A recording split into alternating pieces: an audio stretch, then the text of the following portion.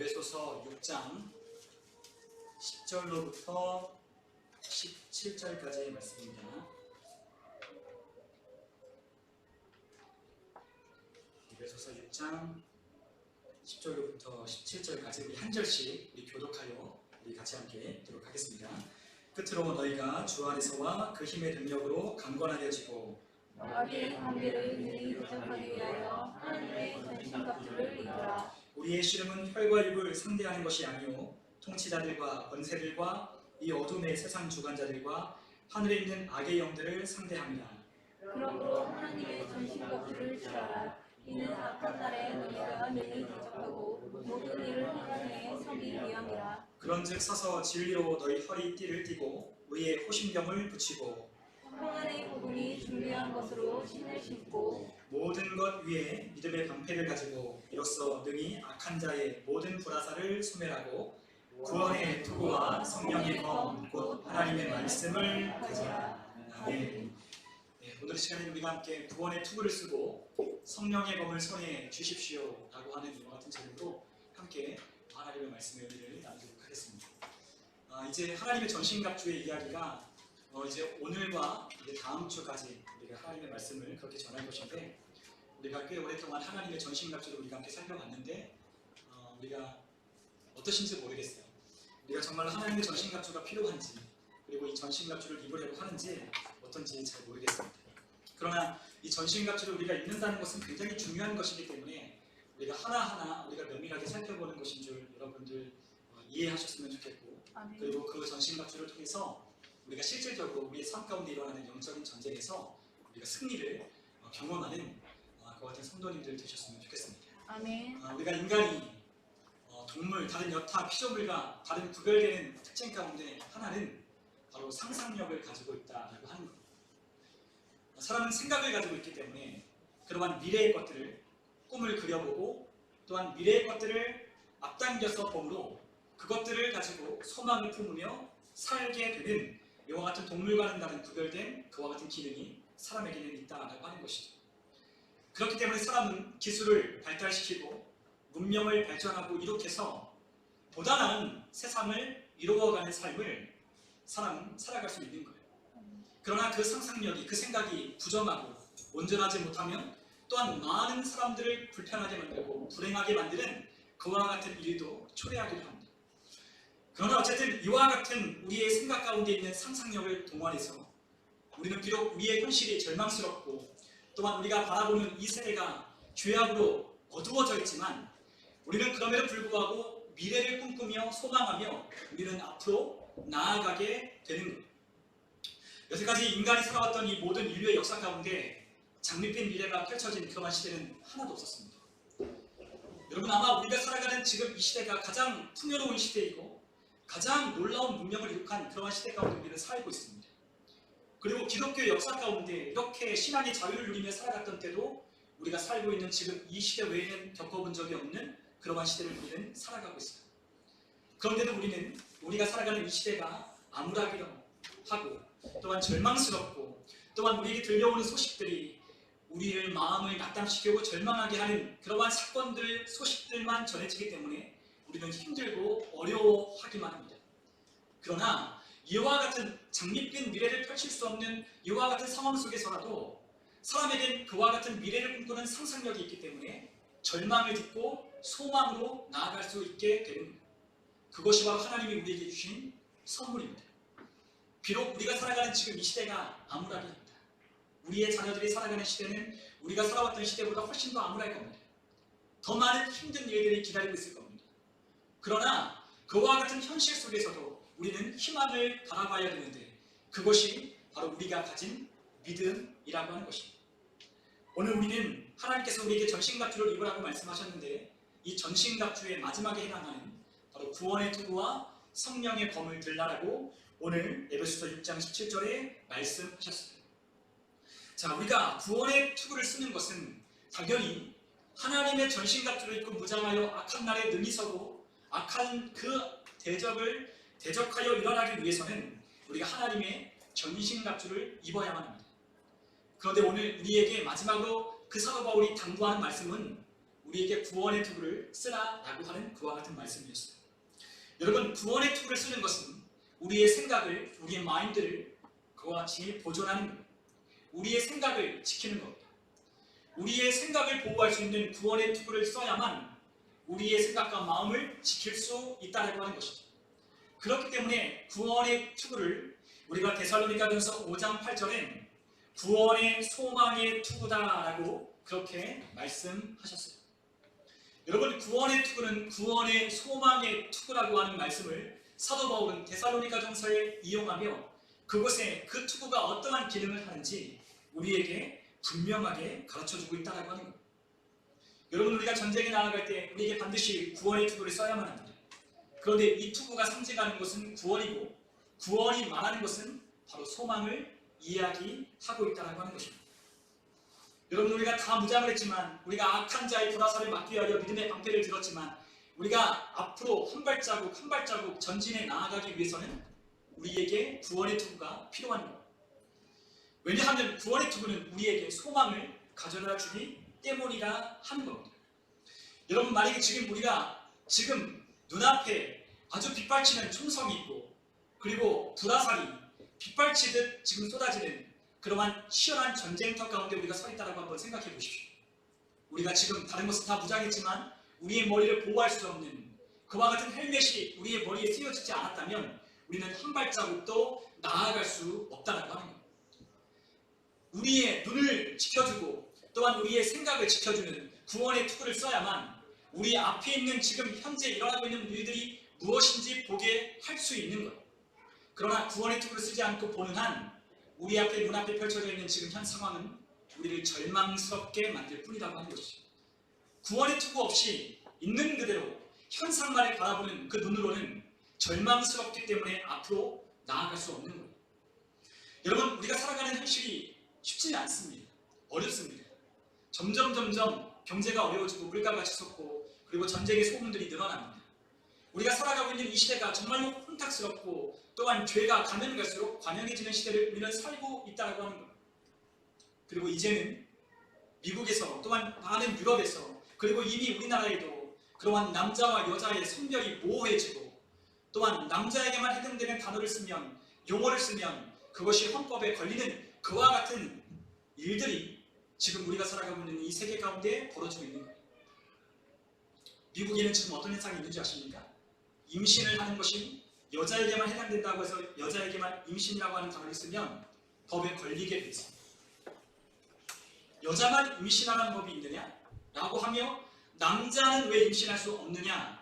왜 남자와 여자의 차별을 그렇게 두느냐? 라고 하며 지금 미국에서는 그와 같이 법을 개정하려고 하는 움직임이 전에도 있었고 지금도 있었고 앞으로도 계속해서 일어나는 거예요. 서울에 있는 제가 나온 성공회대학교에는 남자와 여자의 화장실이 없어요. 유니섹슈얼 하는 그와 같은 남자도 갈 수 있고 여자도 갈 수 있는 화장실을 만들어놨어요. 엄청난 죄악의 물결이 밀려들어옵니다. 그리고 그것을 죄라고 말할 수 없는 세상 가운데 우리가 살아가고 있어요. 그러한 시대 가운데 우리가 하나님의 자녀로서 이 세상을 바라보면 정말로 암울하기만 할 뿐입니다. 그런데 우리가 이와 같은 현실을 우리 두 눈으로 우리 앞에 펼쳐져 있는 지금 현 상황을 그냥 내 눈으로 바라보면 우리는 도무지 앞으로 나아갈 수 없는 거예요. 그러나 우리가 앞으로 나아갈 수 있도록 하는 것이 있는데 그것이 무엇이냐? 바로 구원이라고 하는 투구를 쓸 때 우리는 앞으로 나아가게 할 수 있는 그 힘을 얻게 되는 것입니다. 여러분, 구원이라고 하는 투구를 쓰고 우리는 바라보는 겁니다. 구원이라고 하는 눈을 가지고 우리는 바라보는 거예요.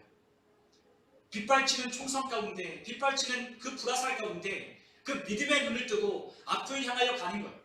지금 우리 눈에는 보이지 않았지만 믿음의 눈을 쓰니 앞서 가신 우리 대장 되신 예수님을 바라보고 또한 그분이 적절한 것보다 승리의 깃발을 꽂는 것을 영적인 눈으로 바라보며 한 발자국 한 발자국 내딛게 되는 거예요. 그것이 바로 구원의 투구가 주는 능력입니다. 그것이 우리에게 주는 힘인 거예요. 우리가 로마서 8장 24절에서 25절에 보니까 우리가 소망이라고 하는 것은 눈에 보이는 것은 소망이 아니라고 그렇게 말씀했어요. 여러분, 우리가 눈으로 바라보는 것은 소망이 아니다 라고 성경은 말씀합니다. 여러분, 세상 사람들은 소망을 무엇을 소망이라고 하죠? 이 세상의 눈에 보여지는 것들로 소망을 품어요. 눈에 보여지는 것들로 소망을 이야기하고 소망을 설명하고 소망을 말한다고 하는 거예요. 비록 우리가 그 소망을 갖지는 못했지만 구원받지 못한 자들의 한계는 단지 눈에 보이는 것들로 우리의 소망을 설명할 수밖에 없는 거예요. 그러나 예수를 믿고 구원받은 성도들은 어떻게 하죠? 우리 눈에 보이지 않는 저 영원한 것들을 바라보며 그것들을 소망하며 나아가는 거예요. 그러므로 성경은 무엇을 소망이라고 말씀하냐면 보이는 것은 소망이 아니고 보는 것은 누가 바라리요 라고 말씀합니다. 즉 소망은 무엇이에요? 우리의 눈으로 볼 수 없는 그 영원한 하나님의 나라 주 예수 그리스도가 우리가 진정 소망해야 될 소망이라고 하나님은 우리에게 말씀하고 계신 겁니다. 그러므로 그 소망은 무엇이라고 말씀하냐면 그 소망의 성격을 산 소망이라고 우리에게 분명히 말씀하고 계십니다. 베드로전서 1장 3절에는 그것을 산 소망이라고 말씀했어요. 여러분 우리의 소망은 죽어있는 게 아니에요. 살아있습니다. 죽어있는 것이 아니라 장차 올 그 영광스러운 날, 그 하나님을 배울 그날에 우리가 그 소망을 성취할 그때가 반드시 온다는 것을 믿으며 우리는 그 소망을 바라보고 한 발자국 한 발자국 앞으로 전진해 가는 거예요. 그리고 그 소망은 디모데전서 1장 1절에 우리 주 예수 그리스도시라고 말씀했습니다. 여러분 소망은 예수 그리스도신 거예요. 그분이 우리의 소망이고 그분이 우리의 산 소망이 되시기 때문에 우리는 그 소망을 부끄러워하지 아니하고 그 소망을 부여잡고 앞으로 나아가게 되는 것입니다. 이러한 예수 그리스도로 우리가 구원의 투구를 쓰고 그 소망으로 우리가 살아갈 때에 우리에게 얻게 되는 세 가지가 있어요. 그것이 무엇이냐? 바로 그 구원의 투구를 쓰므로 말미암아 담대해지는 겁니다. 여러분 우리가 구원의 투구를 쓸 때 우리에게 있는 것이 있어요. 그것이 무엇이냐? 바로 담대함입니다. 구원의 투구를 쓸 때 우리는 담대해집니다. 그리고 또한 구원의 투구를 쓸 때 우리에게 있는 것이 무엇이냐면 부끄럽지 않게 되는 그와 같은 일이 있게 됩니다. 그리고 또한 구원의 투구를 쓰므로 우리에게 얻게 되는 것이 있는데 그것이 무엇이냐면 바로 확신을 갖게 되는 거예요. 자, 담대해지고 부끄러워하지 않게 되고 확신하게 되는 이유는 무엇 때문이죠? 소망이 있기 때문입니다. 소망이 있기 때문에 담대함으로 나아가고 소망이 있기 때문에 부끄럽지 않고 소망이 있기 때문에 확신을 가지고 앞장서신 예수를 따라 우리가 나아가게 되는 것입니다. 여러분 빗발치는 총성 가운데 빗발치는 그러한 불화살 가운데 우리가 담대함으로 나아갈 수 있는 이유는 우리가 구원받은 하나님의 자녀이기 때문입니다.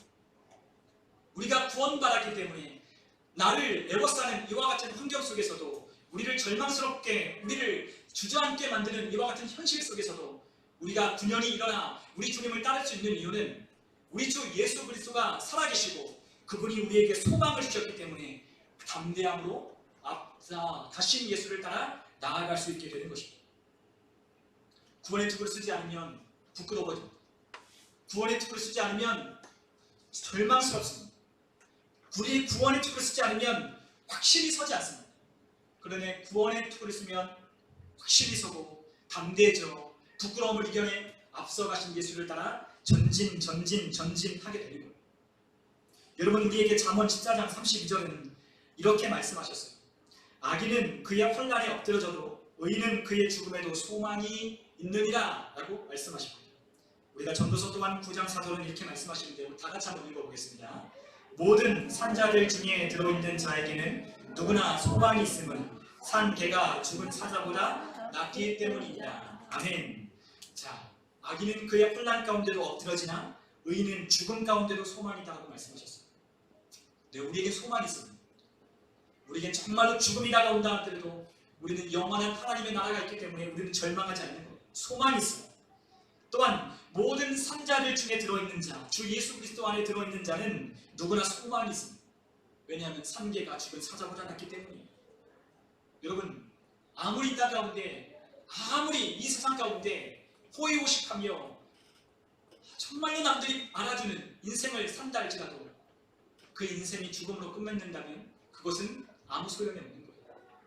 그러나 이 땅에 정말로 개만도 못한 인생을 우리가 산다 할지라도 우리에게 소망이 있는 이유는 저 하나님 나라에서 주님이 우리를 영접해 주실 것이고 그 하나님 나라에 영원한 하나님께서 갚아주실 상급이 있기 때문에 우리에겐 소망이 있다라고 하는 겁니다. 그렇기 때문에 그 소망으로 담대해지는 것. 세상 사람들이 예수 믿는 사람들을 핍박합니다. 초대교회 때 세상 사람들이 예수님 믿는 사람들을 핍박했어요. 조롱했어요. 너희들이 믿는 예수가 너희들에게 해준 게 무엇이냐라고 하며 그들을 핍박하며 조롱합니다. 그리고 그들의 죽음의 위협 앞에 예수 믿을 거냐 아니냐 선택하라고 그들에게 협박하며 윽박지릅니다. 그러나 그들은 그러한 협박과 윽박지르는 그와 같은 그들의 정말로 그러한 위협 가운데 아니면 그들이 조롱하는 소리 가운데 그들은 절대로 그 믿음의 신앙의 절개를 굽히지 않았어요. 왜냐하면 그들에게 무엇이 있었어요? 영원한 소망이 있었기 때문에 그들은 지금 당장 그 삶에 닥쳐오는 고난을 이겨내고 저 영원한 하나님의 나라에서 주시는 하나님의 상급을 바라보며 지금 현실을 극복해 나가는 거예요. 아멘. 그것이 바로 무엇이에요? 구원을 받은 자들이 갖는 그와 같은 하나님이 주신 은혜입니다.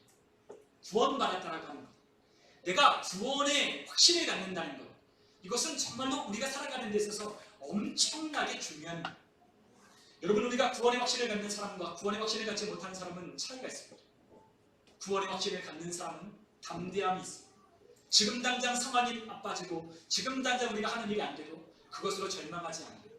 지금 당장 우리의 인생 가운데 있는 닥쳐오는 위기 가운데 그것 때문에 힘들 수는 있어도 그것 때문에 절망하지는 않아요. 왜냐하면 구원이 우리에게 소망을 주기 때문에 우리에게 미래를 꿈꿀 수 있는 상상력을 하나님이 주시기 때문에 그렇기 때문에 구원은 우리에게 앞을 나아가게 하는 힘이 되는 거예요. 여러분, 수많은 사람들이 고통 가운데 있었어요. 수많은 사람들이 예수님 믿다 순교당하며 수많은 사람들이 예수님 때문에 핍박과 환난을 당했습니다. 그러나 그 복음의 소식이 오늘날까지 우리에게 전해진 이 놀라운 사건은 바로 구원의 소망을 가진 성도들이 있었기 때문에 오늘 우리에게까지 그 복음의 소식이 전해진 거예요. 구원의 기쁨을 가진 자들, 구원의 감격을 가진 자들, 구원으로 주신 하나님의 담대함, 하나님이 주시는 부끄럽지 않게 하는 소망, 그리고 우리 안에 있는 그 확신이 우리를 앞으로 나아가게 하는 거죠. 장애물이 있어도 장애물을 돌파하며 가는 거예요. 우리 안에 절망적인 상황이 있다면 다시 일어나는 거예요. 그것이 바로 하나님이 우리에게 주신 바로 구원의 투구를 쓰는 자들의 삶인 겁니다. 오늘 우리는 마귀는 우리를 대적하여 우리를 넘어뜨리려고 하고 있습니다.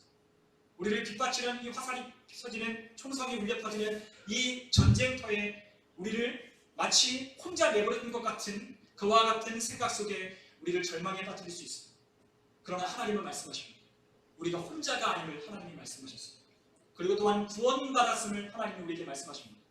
구원받은 자와 함께 하시는 하나님, 구원받은 자를 부르셨던 하나님, 그리고 그들을 군대로 모으셔서 하나님의 일을 감당할 수 있도록 하나님께서 우리를 부르시고 계신다라고 하는 그 하나님의 역사, 그 하나님의 힘, 권능을 구원을 통해서 확신하는 자들은 일어나는 거예요. 비록 눈앞에 있는 상황은 어렵습니다. 그러나 믿음의 눈으로 구원의 투구를 쓰고 바라보니 우리 주님이 지금 앞장서서 싸우고 계신 것이 보이는 거예요. 그러므로 이 모든 것은 구원은 우리에게 소망을 주게 함으로 담대함으로 앞으로 나아가게 하는 거죠. 여러분, 아마 여러분들에게도 예수를 믿다가 여러분들 삶에 절망스러운 일들이 다가올 것입니다. 때로는 힘들고 어려운 일들이 있을 거예요. 그리고 또한 예수를 믿는다는 것이 어쩌면 부끄러울 수도 있고 어쩌면 내 삶에 내게 별로 유익이 되지 못하는 것이라고 생각이 들 수도 있을 겁니다. 그러나 그때마다 여러분들 생각해 보십시오. 여러분들의 삶을 지탱하게 해준 힘이 무엇인지, 여러분들의 삶을 이겨나가게 하신 힘이 뭔지를 한번 생각해 보십시오. 그것은 바로 우리를 구원하신 하나님의 은혜로밖에 설명이 되지 않는 겁니다. 그 하나님의 은혜가 있었기 때문에, 구원받은 하나님의 백성이기 때문에 하나님이 우리를 일으키셔서 여기까지 오게 하신 거예요. 구원받은 자들을 내버려 두지 않으시고 구원받은 자들을 그냥 내팽개치지 않으시는 하나님의 그 손길이 우리를 여기까지 이끌어 가신 겁니다. 그렇기 때문에 다시 우리에게 있어야 될 것이 무엇이냐? 구원의 감격과 구원의 기쁨이 우리에게 있어야 해요. 구원의 기쁨이 있어야 해요. 구원하신 이가 주시는 기쁨과 감격이 우리 가운데 있어야 해요. 그럴 때 우리는 앞으로 갈 수 있는 거예요. 우리가 왜 신앙생활할 때 힘들고 어렵냐면 구원의 기쁨이, 구원의 감격이 사라졌기 때문입니다. 여러분, 우리가 예수를 믿을 때 우리가 가장 기뻤을 때가 언제예요? 우리가 죄 가운데 거했던 죄인의 삶을 청산하고 하나님의 은혜로 말미암아 그 십자가의 보혈로 말미암아 내가 모든 죄를 우리 주님께서 사하여 주시고 내가 하나님의 자녀로 삼아주셨다라고 하는 이 놀랍고도 놀라운 복음이 우리에게 진리 가운데로 다가오되니 우리는 그때 진짜 기쁨을 맛보았잖아요. 이 세상의 그 어떤 기쁨보다 비교할 수 없는 그 기쁨을 구원받을 때 우리는 누렸다. 그런데 그 구원의 기쁨을 사라지게 하는 것이 무엇이냐? 바로 마귀가 유혹하는 그 죄 가운데 있을 때 우리의 기쁨이 사라져 버리는 거예요. 다윗이 그렇게 고백했습니다. 다윗이 밧세바를 범하고 그 죄악 가운데 있을 때 구원의 기쁨이 상실됐어요. 그럴 때 다윗은 하나님 앞에 침상을 그 베개를 눈물로 적시며 하나님 앞에 나를 떠나지 마시고 주의 성령이 나를 떠나지 마시고 구원의 감격을 다시 회복하게 해달라고 하나님 앞에 간절하게 기도하기 시작합니다.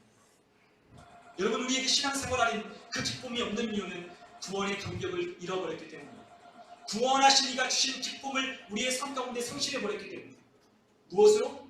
죄 가운데 머물러 있는 우리의 삶 때문에 그 구원의 감격을 잃어버린 우리의 삶이 우리가 신앙생활하는 데 걸림돌이 됩니다. 오늘 한수경 집사님이 오늘 기도할 때 문둥병에 관한 이야기를 했어요. 레위기에는 문둥병에 관한 규례가 있어요. 그런데 문둥병에 걸리면요 부정하다라고 하나님이 말씀하시며 그들을 그 이스라엘 진영 가운데 격리시켰어요. 문둥병자를 격리시켰어요. 왜냐하면 부정하기 때문에.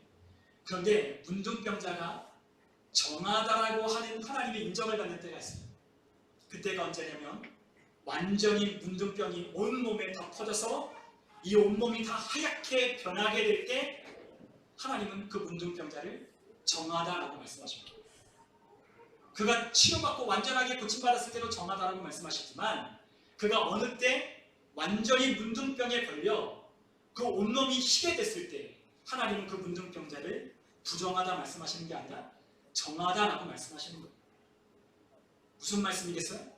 우리는 우리 안에 있는 죄가 하나님과의 관계를 끊어놓고 하나님께 나아가는 길을 가로막고 있어도 그 죄가 우리의 삶 가운데 어떠한 역사를 일으키는지 알지 못할 때에는 우리가 죄를 짓고 사는지도 모릅니다. 물론 하나님 앞에 범죄한다라고 하는 것은 알고 있지만 하나님이 내가 얼마만큼 죄인인지를 깨닫지 못하며 사는 거예요. 그런데 어느 때 우리가 그것을 인정하게 돼요? 내 삶이 완전히 하나님께로부터 멀어졌을 때, 하나님의 은혜로부터 완전히 벗어났을 때, 하나님이 우리를 징계하시고 우리를 치실 때, 완전히 하나님 앞에 우리가 굴복하여 무릎을 꿇을 수밖에 없는 그런 상황 가운데 우리가 있을 때, 내가 하나님 앞에 두 손 들 때 하나님은 그때 우리를 뭐 하시라고 말씀하시냐? 정하다라고 말씀하시는 거예요. 우리가 완전히 두 손 들고 하나님 나는 죄인입니다. 하나님 나는 하나님 앞에 갈 수 없는 죄인입니다. 나의 의는 하나님 앞에 설 수 없는 죄인입니다. 나의 의는 더럽기가 한량없어 하나님 앞에 그 의인 되신 하나님 앞에 설 수 없습니다 라고 인정할 때 하나님이 우리를 그때서야 비로소 정하다고 말씀하시는 거예요. 여러분, 우리에게 아무런 의가 없어요. 우리에게 하나님 앞에 갈 수 있는 아무런 의가 없어요. 그런데 하나님이 우리에게 거저 십자가에서 그 아들을 죽이심으로 우리를 의롭다라고 칭해 주셨어요. 그러니 그 구원을 받았을 때 얼마나 기쁘겠냐고요. 내가 아무리 노력해도 구원받을 수 없는데, 내가 아무리 구원을 얻고자 해도 구원받을 수 없는데, 내 마음에 이 죄의 무거운 짐을 내려놓을 수 없는데 하나님의 아들이 나 때문에 십자가를 달려 죽으셨다, 그분이 나를 위해 피 흘려서 나의 죄를 갚아주셨다 라고 하는 이 복음이 내 안에 진리 가운데로 들어오게 될 때 내가 그때서야 구원받은 하나님의 자녀임을 고백하며 하나님이 주신 은혜가 무엇인지를 깨닫게 되는 거예요. 그럴 때 우리는 알게 돼요. 나 같은 죄인도 사랑하시는 거예요. 나 같은 자도 하나님 사랑하셔서 나를 구원하시는 거예요. 나 같은 자도 하나님의 아들이 보혈을 흘려주신 만큼 나를 귀한 자로 하나님이 나를 받아주시는구나 라는 것을 깨닫고 하나님 앞에 나아가 그 기쁨을 누리는 거예요. 여러분, 우리가 주일마다 우리는 하나님의 안식을 누려야 돼요. 안식을 누린다고 하는 건 그분 안으로 들어가는 거예요. 안식은 하나님을 누리는 데 있는 거예요. 그냥 우리가 아무것도 안 하고 쉬면 안식을 누리는 게 아니라 안식은 하나님을 누릴 때 있는 거예요. 하나님이 우리에게 말씀하셨어요. 근데 그 말씀이 우리를 억압하고 그 말씀으로 우리를 옥죄려고 하나님이 우리에게 말씀을 주신 것이 아니라 그 말씀을 주신 이유는 그 말씀 안에 들어올 때 하나님이 우리에게 어떤 은혜를 주시는지 어떤 복을 주시는지 알게 하시려고 하나님이 우리에게 그 말씀을 주시는 거예요. 그러니까 그 말씀 안에 들어가지 못하는 날, 그 말씀 안에 들어가지 않고 하나님께 은혜를 달라고, 하나님 나에게 복을 달라고 하나님 앞에 아무리 기도한들 하나님의 은혜와 하나님의 축복이 우리 가운데 부어질 수 없는 거예요. 우리의 삶의 자리를 떠나 그 하나님의 시간 안으로 우리가 들어갈 때 우리의 삶 가운데 하나님의 복이 임하는 거예요. 그래서 우리가 예배하는 겁니다. 시간을 정해서 그 시간 안으로 들어가는 거예요. 하나님이 정해놓은 시간, 하나님이 말씀하시는 그 현장 가운데로 우리가 가는 거예요. 우리의 삶 가운데 하나님 주세요. 하나님 나에게 이런 거 주세요. 아무리 우리가 기도해도 은혜가 없는 이유가 바로 거기 있는 거예요. 하나님은 오늘 우리에게 말씀이라고 하는 하나님이 우리에게 기준을 주셨어요. 그 말씀에 기준을 주십니다. 그 말씀을 주신 이유는 우리에게 기준을 삼으라는 거예요. 질서를 정하라는 거예요. 하나님이 우리의 삶의 주인이라는 것을 말씀하시는 거예요. 그리고 그 말씀 대신 주인 대신 하나님 안에 들어오면 하나님이 우리에게 하나님을 누릴 수 있게 하여 주신다는 거예요. 그것이 바로 하나님이 우리에게 주는 축복이에요. 그런데 우리는 그 하나님 안에 들어가려고 하는 게 아니라 하나님 밖에서 자꾸만 하나님을 우리의 삶 가운데 끌어당기려고 하는 거예요. 우리는 하나님 안으로 들어가야 돼요. 그 구원의 투구를 쓰고 하나님이 주시는 구원의 기쁨을 누려야 하는 거예요. 우리에게 주신 구원의 기쁨이 회복되기 시작할 때에 우리는 한 발자국 한 발자국 내딛는 거예요. 신앙의 한 발자국을 내딛는 거예요. 그래 기도해보자. 그래 하나님을 예배하고 하나님을 찬양해보자 하고 하나님이 우리에게 말씀하시는 그 말씀 가운데로 어떻게 해요? 나아가는 거예요. 내 삶에서 자꾸만 하나님 이렇게 달라는 게 아니라 그 구원의 투구를 쓸 때 하나님이 말씀하시는 곳으로 자꾸만 가는 거예요. 그럴 때 하나님이 우리에게 주시는 믿음으로 그 산지를 취하려고 했던 갈렙, 하나님 나에게 믿음의 산지를 주세요. 주님 저 산지를 내게 주세요. 그러면서 내가 그 산지를 취하러 내가 가겠습니다. 자원에서 갔던 그 갈렙에게 그 헤브론 산지를 주셨던 것처럼 하나님은 믿음의 그 구원의 투구를 쓰고 믿음으로 한 발자국 한 발자국 내딛어 하나님께로 나아가는 자들에게 하나님 축복하시는 겁니다. 아멘. 오늘 우리는 우리의 자리에 있다고 해서 하나님이 복 주시는 게 아니에요. 하나님 우리를 부르셨어요. 우리를 함께 가자고 하나님 우리에게 명령하셨습니다. 우리에게 하나님의 전신갑주를 주셨어요. 함께 가서 싸워 이겨 너가 취하여야 할 그 산지를 취하라고 우리에게 명령하십니다. 구원의 투구를 쓸 때 우리는 비로소 악한 자의 이제 불화살을 막아내고 한 발자국 한 발자국 내디디며 가는 거예요. 우리에게 그러한 하나님의 은혜가 필요해요. 여러분 우리의 삶에 다시 한번 생각해 보십시오. 우리의 삶에 기쁨이 없는 이유, 우리의 삶에 하나님이 주시는 축복이 없는 이유, 그것은 어쩌면 우리에게 구원의 기쁨과 감격이 하나님과 죄가 가로막고 있기 때문인 줄 여러분 한번 생각해 보십시오. 이제 우리는 단지 하나님이 우리를 부르셨다라고 하는 것이 그리스도를 우리가 단지 그냥 우리의 삶 가운데 그냥 우리가 예수를 믿는다라고 하는 것으로 끝내려고 하나님이 우리를 부르신 것이 아닌 것을 우리가 기억하셔야 돼요. 우리가 하나님이 단지 우리가 예수를 믿고 우리를 그냥 생존하게만 하기 위하여 우리를 부르셨다면 여기서 끝내야 됩니다. 그러나 하나님은 우리에게 한 가지 더 무장하라고 우리에게 말씀하셨어요. 구원의 투구를 쓴 성도는 이제 무엇을 해야 되죠? 우리의 손에 악한 자를 이길 수 있도록 들려주신 성령의 검, 곧 하나님의 말씀을 손에 쥐라. 그것을 들어야 된다라고 말씀하신 거예요. 여러분 우리 그리스도인들은 단지 우리 단 하나 여러분 또한 나 자신만 구원받고 끝내라고 하나님이 우리에게 구원해 주신 거 아닙니다. 하나님이 우리를 통하여 하시고자 하신 일이 있어요. 그것은 바로 우리를 통하여 이기게 하심으로 그리스도를 아는 냄새를 이 사방에 우리가 있는 가정에 우리가 속한 이 지역사회에 또한 우리가 속한 이 직장 안에 그 예수의 향기를 풍기게 하려고 우리를 부르셨다라고 하는 거예요. 오늘 예배에 와보니까 예배당에 와보니까 이제는 날이 더워져서 이 예배당 안에 이제 쾌쾌한 냄새가 나요. 아마도 이 나무에서 좀 나는 냄새인 것 같아요. 그래서 제가 아침에 올 때마다 예배 올 때마다 교회 올 때마다 하는 게 있는데 무엇이냐면 이곳에다 방향제를 뿌리는 거예요. 들어올 때는 쾌쾌한 냄새가 나요. 나무에서 나는 그 오래된 나무에서 나는 쾌쾌한 냄새가 나거든요. 그런데 그러한 냄새를 지우기 위해서 그 향기되는 냄새를 공중에다 선포합니다.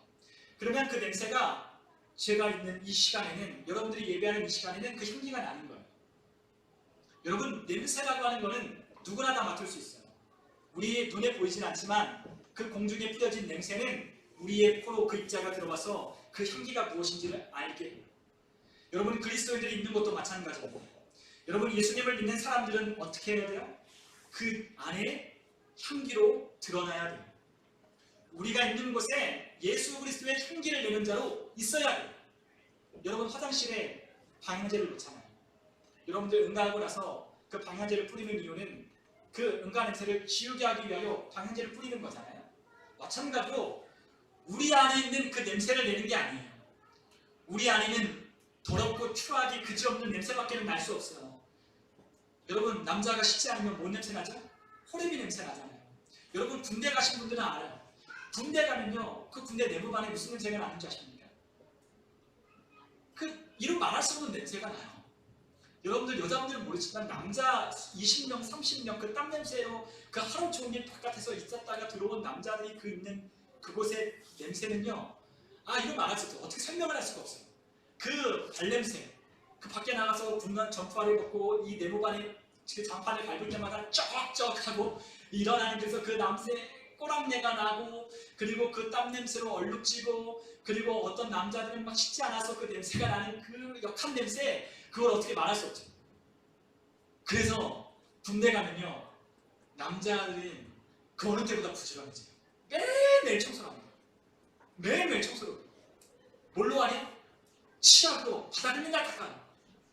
치약으로 바닥을 맨날 닦아요. 장판을 닦고요, 바닥을 닦고요, 그 물질로 하고요, 물에 막 광을 내고요, 그 안에 막 빡빡빡 닦아요. 그러면 항상 들어갈 때마다 내무반에 무슨 냄새가 나시는지 아십니까?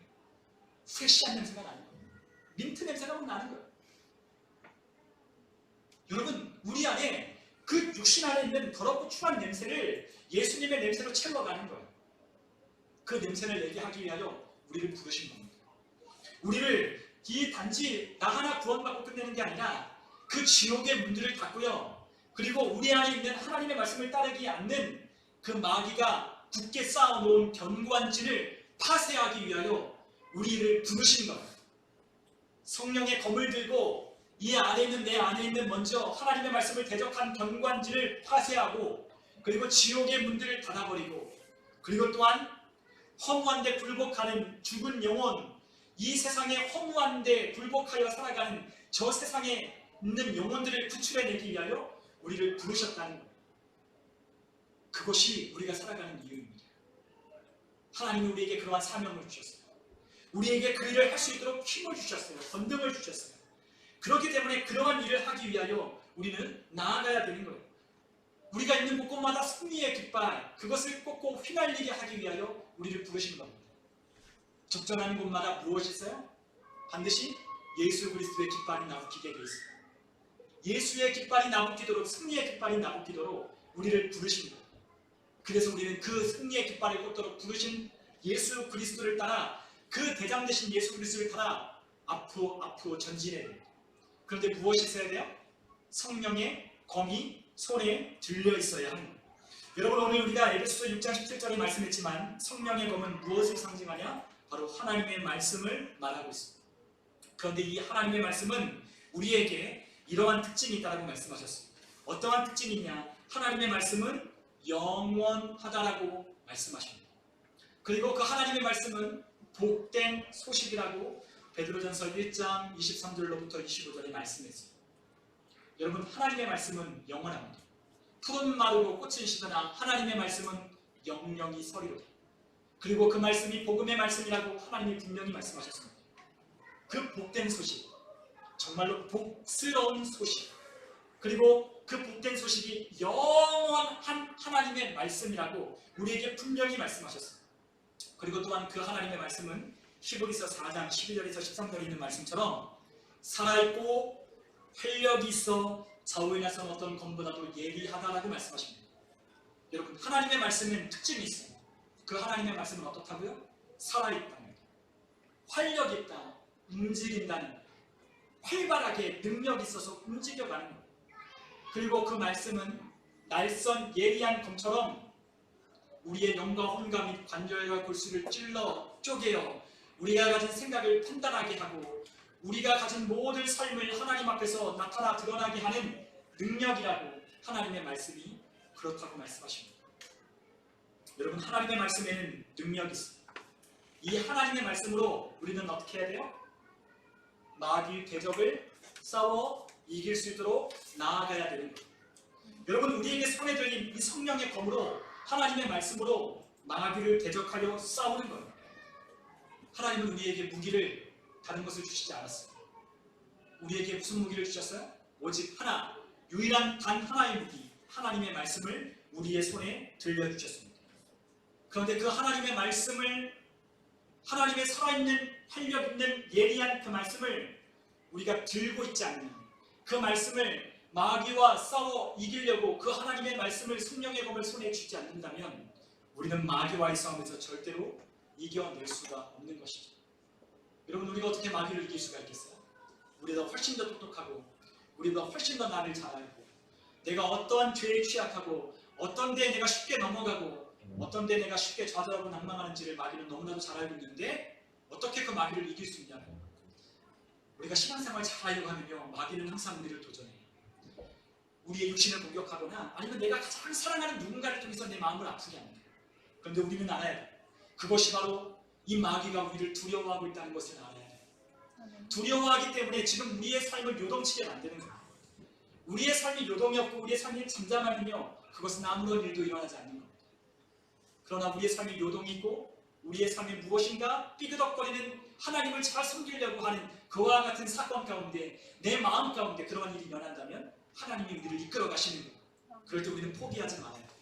더 기도하고 진리의 말씀, 성령의 검을, 하나님의 말씀을 부여잡고, 그리고 구원의 소망의 투구를 쓰고 앞으로 가는 거예요.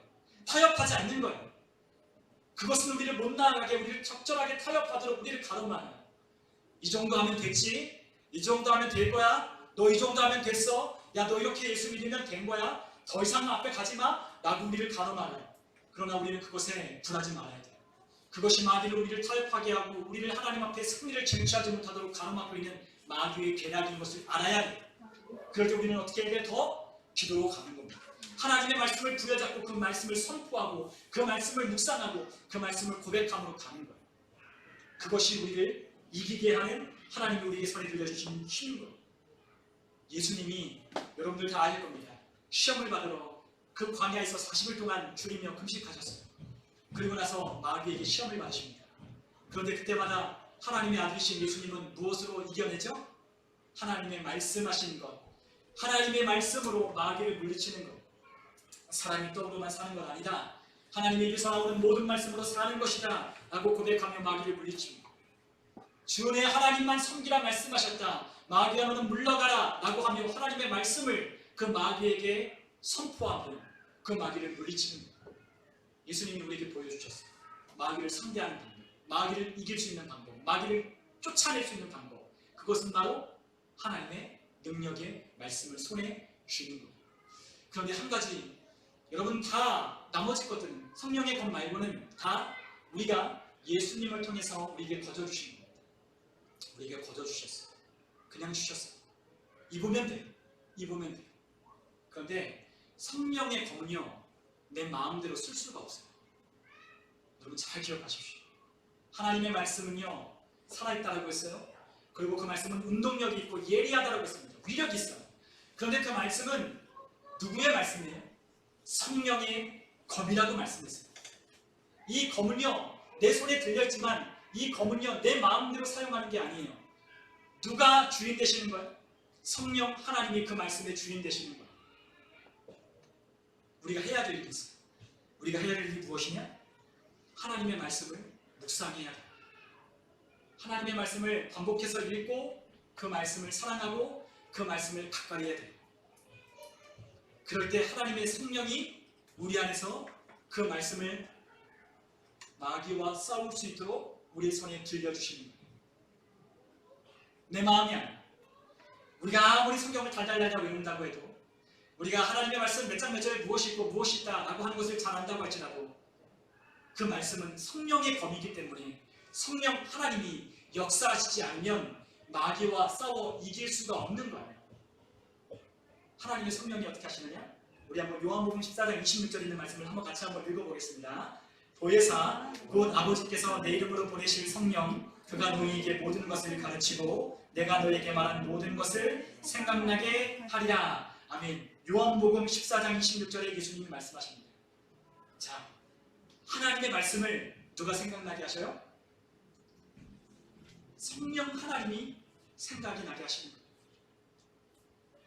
여러분, 이 성경을, 하나님의 사람들이 어떻게 이 성경을 기록했죠? 하나님의 성령으로 감동되어 이 성경을 기록했어요. 여러분, 하나님의 말씀은 성령으로 감동될 때 그 말씀이 떠오르는 거예요. 하나님의 말씀이요, 성령으로 충만할 때 그 말씀이 생각나는 거예요. 그 말씀이 우리의 상황과 환경에 꼭 맞는 하나님의 말씀이 떠오르게 되는 거예요. 성령이 충만하지 않으면 말씀이 생각 안 나요. 성령이 충만하지 않으면 하나님의 말씀이 기억나지 않아요. 성령이 충만하지 않으면요, 하나님의 말씀이 전혀 우리의 삶 가운데 영향을 미치지 못해요. 그래서 우리가 어떻게 해야 돼요? 성령이 민감해져야 돼요. 성령 하나님께 가까워져야 돼요. 성령 하나님과 가까워지려고 노력해야 돼요. 그럴 때마다 성령님은 어떻게 하셔요? 이 말씀의 주인 되신 하나님의 성령이 우리에게 그 말씀을 기억나게 하는 거예요. 그래서 어떻게 하시죠? 환경을 이겨낼 수 있게 하고 우리의 삶의 자리를 훌훌 털어라, 우리가 절망을 딛고 일어나 앞으로 가게 하는 거예요. 여러분, 성령님은 해석자이시고 성령님은 해석하게 하시는 분이에요. 여러분, 우리의 삶의 자리가 있습니다. 저의 자리가 있고 우리 집사님들의 삶의 자리가 다 있어요. 그런데 그 자리를 누가 해석하게 하시느냐? 하나님의 성령님이 여러분들의 삶의 자리를 하나님의 성령으로 충만해질 때 그것을 해석하게 할 수 있는 거예요. 여러분들의 삶을 하나님의 성령이 비춰주시는 거예요. 내 눈으로 볼 수 없었던 내 삶의 자리를 하나님이 비춰주셔서 그곳에 마치 어두웠던 암전되어 있던 그 연극의 무대가 하나님의 성령이 조명하시니 그 핀 조명이 들어와서 우리의 삶의 자리를 비춰주시는 거예요. 그래서 그 삶을 어떻게 하셔요? 성령님이 해석하게 해주셔요. 하나님이 깨닫게 해주시는 거예요. 알게 해주시는 거예요. 이때까지 알지 못하며 살았던 내 삶을 하나님께서 해석해 주시는 거예요. 그 하나님의 성령이 내 삶을 해석해 주기 시작할 때에 우리의 삶에 엄청난 은혜가 있게 돼요. 엄청난 이 삶에 동기가 막 불어넣어지게 되는 거예요. 내 삶을 부르신 하나님, 내 삶의 자리 가운데도 하나님의 성령이 함께하고 계시는 그 성령님이 나와 함께하심을 깨닫게 되고 알게 되어서 엄청난 기쁨과 감격으로 내 삶을 해석하게 됩니다. 어떤 사람은 내 삶이 나는 왜 이렇게 불행하고 나는 왜 이렇게 힘들고 나는 왜 이렇게 이 자리 가운데 나는 왜 이렇게 힘들고 어려운 시월들을 나는 이렇게 보내고 있느냐라고 생각하며 그렇게 절망적인 생각으로 살아가는 분들도 있어요. 내 삶은 왜 이렇지? 나는 왜 내 삶의 자리는 왜 이 모양이지? 라고 생각할 수 있어요. 그런데 그 삶을 하나님의 성령이 비춰주실 때 내 삶을 하나님의 성령이 해석해 주십니다. 우리의 삶이 아무도 쓸모없는 삶이 없어요. 우리의 삶이 아무런 삶도요, 그냥 우리에게 그냥 하나님께서 주어진 게 아니에요.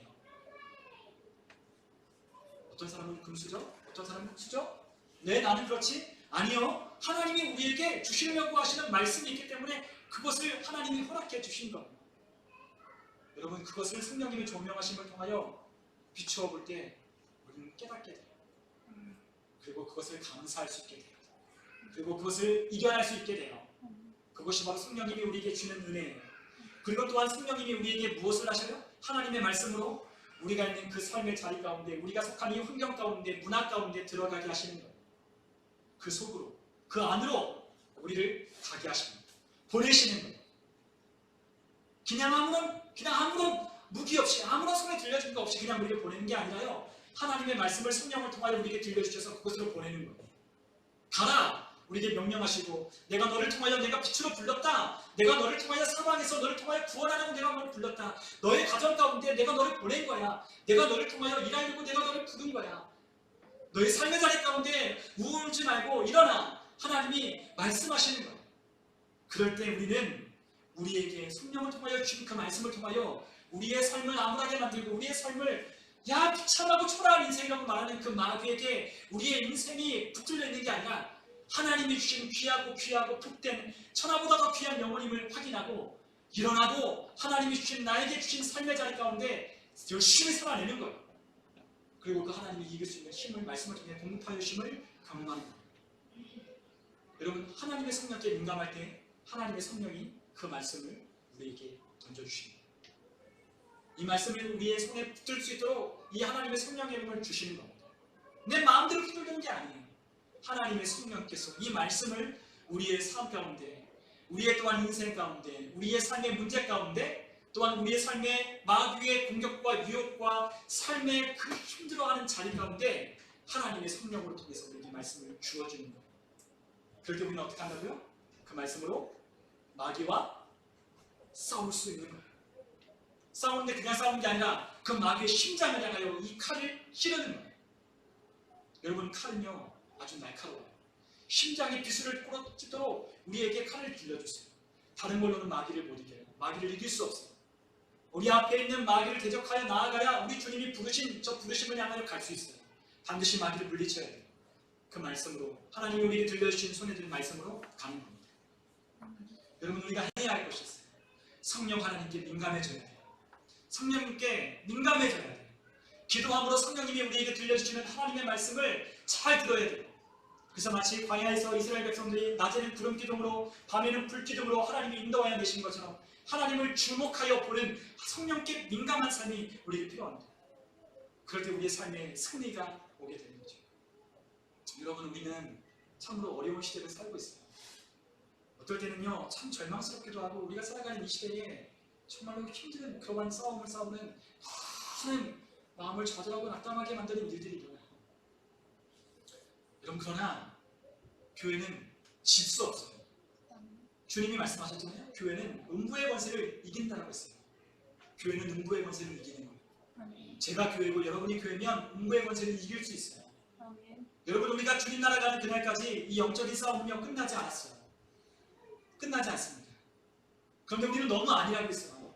우리는 너무나 무장을 하지 않고 무방비 상태로 마귀의 공격을 막고 있다. 다시 영적으로 무장해야 해요. 하나님의 사람들은 무장했어요.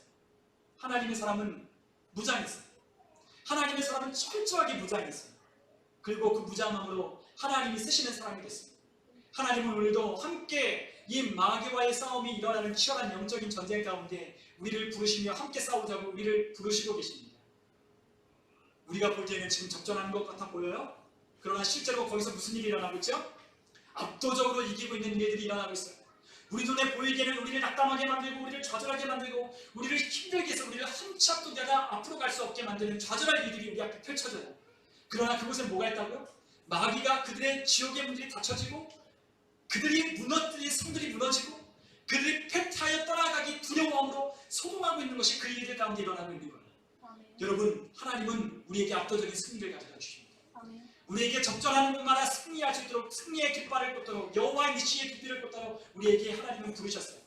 여러분, 하나님의 성령 경험을 들고 완전히 무장하여서 하나님과 함께 나아가십시오. 하나님이 여러분들과 저에게 주는 축복이 반드시 있을 것입니다. 우리의 삶에 어려운 일들이 있고 우리의 삶에 무너뜨리는 일들이 있다 할지라도 여러분들 그것 때문에 좌절하지 마십시오. 솔직히 제 마음도 그래요. 우리 주위가 교통사고 당했을 때 마음이 많이 무너졌어요. 마음이 많이 무너졌어요.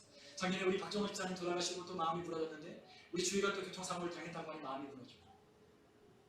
여러분, 그럴 때마다 목회자는 항상 마음이 그래요. 기도가 부족했나? 내가 그들을 위해서 기도를 다 하고 있어야 되는데 내가 부족했나? 하는 마음이, 자책하는 마음이 이 안에 들기 마련이에요. 그래서 마음에 많이 낙담되고 실망도 되고 마음에 그런 좌절하는 마음이 들어요. 그런데요, 그럴 수 없잖아요. 우리 주님께서 뭐라고 하시죠? 기도할 때마다 일어나는 거예요. 기도하지 않으면요, 하나님의 전신갑주를 무장하지 않으면요, 마귀가 속삭여요. 야, 되는 일이 보이냐? 야, 지금 어떤 일이 일어나고 있냐? 야, 아무 일도 일어나지 않지 않냐? 라고 저에게 속삭여요. 그런데 그때마다 하나님은 또 저에게 말씀하십니다. 하나님의 말씀을 붙잡고 일어나라고 말씀하십니다. 이 살아 있는 말씀처럼 일어나라, 빛을 발하라, 만백성이 너를 보고 사방에서 돌아온다라고 하나님이 말씀하십니다. 내가 너를 구원하였다, 내가 너를 지명하여 불러나니 너는 내 것이다 라고 하나님이 말씀하십니다. 그 말씀이 떠올라요. 기도할 때마다 하나님이 믿음 없는 자여 할 수 있거든이 무슨 말이냐, 믿는 자에게는 능치 못함이 없느냐 하지 않았냐 라고 하는 주님의 말씀이 생각나고 떠오르기 시작합니다. 그럴 때마다 마귀를 대적하는 거예요. 마귀야, 너는 떠나가라. 마귀야, 예수님의 이름으로 명하는 너는 떠나가라, 너는 물러가라 라고 하며 선포합니다. 실망할 때마다 다시 닫아요. 실망할 때마다 닫아요. 하나님이 하실 일을 바라보며 내가 바랄 수 없는 중에 소망하게 하시는 그 소망을 붙잡으며 가는 거예요. 여러분, 여러분들 우리가 눈에 보이는 것은 소망이 될 수 없다는 것을 우리 눈에 볼 수 없는 것이 소망입니다. 하나님이 하실 일, 우리가 이루어올 수 있는 것, 우리가 할 수 있는 것, 우리의 힘과 능력으로 얻을 수 있는 것, 그와 같은 것은 소망이 아닌 거예요. 내가 할 수 없는 것, 내가 전에 바랄 수 없는 중에 바라고 믿었던 아브라함의 믿음처럼 그것을 소망하는 것은 진짜 소망인 거예요. 여러분 주님이 우리에게 그 소망을 현실이 되게 하고 실제가 되게 하시려고 우리를 부르셨어요. 아멘. 그런데 우리가 성령님께 민감하지 않는다면, 그 성령님께 주목하지 않는다면 우리의 삶에 그러한 역사는 일어나지 않을 거예요. 여러분 이럴 때 우리는 더 기도해야 됩니다.